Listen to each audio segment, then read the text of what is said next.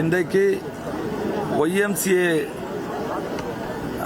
உடற்பயிற்சி கல்வியியல் கல்லூரியில் வந்து இந்த கல்வி நிறுவனத்தை நிறுவிய மதிப்பிற்குரிய பக் அவர்கள் 1900 தென்னிந்தியாவில் இது முதல் கல்லூரியா அந்த பிசிக்கல் எஜுகேஷனுக்காக இந்த கல்விக்கூடத்தை நிறுவியிருக்காரு.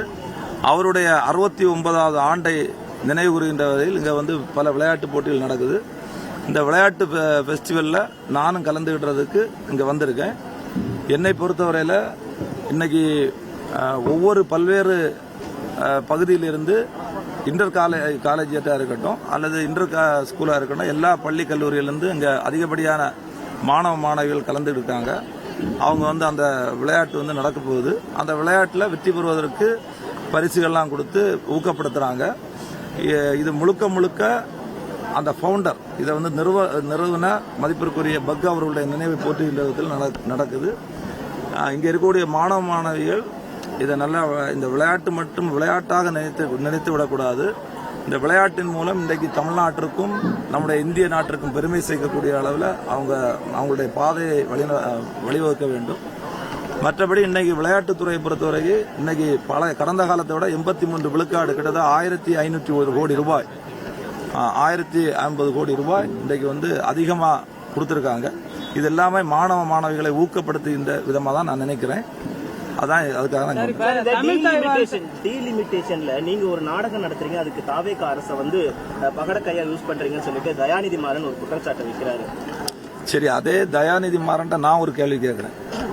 நான் வந்து சட்டமன்றத்துக்கு இது வந்து 3வது தடவை போன, அதாவது 2021 இருந்து இப்போ 26 வரைக்கும் 2வது டைம்ல இதே திராவிட முன்னேற்ற கழகத்தினுடைய தலைவர் அன்றைக்கு வந்து மாண்பு முதல்வராக இருந்த ஸ்டாலின் அவர்கள் மறுவரையறைக்கு எல்லா கட்சி தலைவர்களையும் கூப்பிட்டு இந்த மறுவரையறையை எதிர்க்க வேண்டும் என்று சொன்னார்கள். அது மட்டும் கிடையாது, பக்கத்தில் இருக்கக்கூடிய தென் மாநிலங்களில் இருக்கக்கூடிய மாநில முதல்வரை அழைத்து கூட இதனால இருக்கக்கூடிய பிரச்சனையை வந்து என்னன்னு சொல்லி அன்னைக்கு வந்து பெரிய அளவில் கூட்டம் போட்டு இதை எதிர்த்தாரு. அப்ப அதை நீங்க என்ன சொல்றீங்க சார்? நேற்று அமைச்சர் மரிய வில்சன் வந்து பாத்தீங்கன்னா எந்த தமிழும் சொல்லி தராத என்னோட மதம் கிறிஸ்தவம் சொல்லி தந்ததுன்னு சொல்லியிருக்கிறாரு.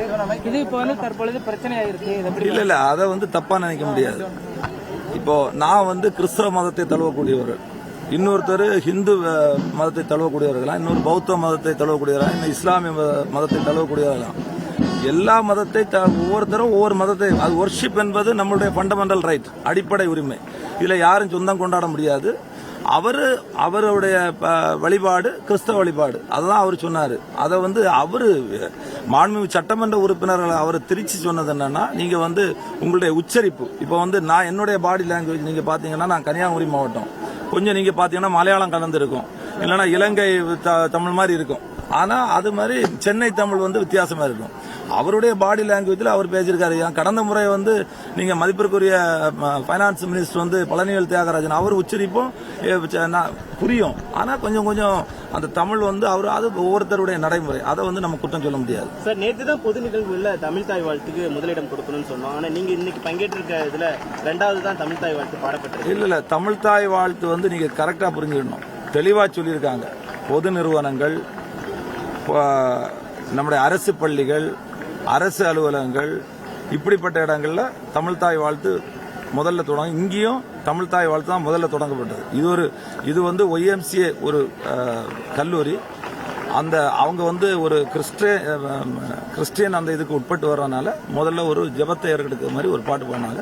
முதல்ல பாடுனது தமிழ் தாய் வாழ்த்து. இப்போ கடைசி கேள்வி சார், நீட் தேர்வுக்கு எதிராக தீர்மானம் கொண்டு வரவாங்க, இதுல காங்கிரஸ் கட்சியோட நிலைப்பாடு என்ன? இல்ல நீட் தேர்வை பொறுத்தவரை எங்க தலைவர் மதிப்பிற்குரிய பாராளுமன்றத்தினுடைய எதிர்க்கட்சி தலைவர் மாணவர்களோடு இருந்து பலகட்ட போராட்டங்களை நடத்திட்டோம். நீங்க 2017 இருந்தே நாங்க வந்து இந்த நீட் தேர்வை எதிர்த்துட்டு தான் இருக்கோம். சட்டமன்றத்திலையும் சரி, அன்னைக்கு தனி சட்டம் கொண்டு வந்தோம், அப்பவும் நாங்க ஆதரவு தெரிவித்தோம். இன்னைக்கும் நீட்டு தேர்வை பொறுத்தவரையில் அது தமிழ்நாடு மக்களுக்கு ஒவ்வாத ஒரு செயல். கிராமப்புற மாணவர்கள் வந்து இதுல கடுமையா பாதிக்கப்படுவாங்க. இன்னைக்கு தமிழகத்தை பாத்தீங்கன்னா வந்து இன்னைக்கு கிட்டத்தட்ட ஒரு 38 பேர் இன்னைக்கு உயிரை மாய்த்திருக்காங்க. அதனால எங்களை பொறுத்தவரையில் கிராமப்புற மாணவர்களுக்கு இது சரியா வராது. 12ஆம் வகுப்புல என்ன மார்க் இருக்கோ அந்த மார்க் அடிப்படையில் தேர்ச்சி பண்ணா போதும்னா எங்களுடைய நிலைப்பாடு.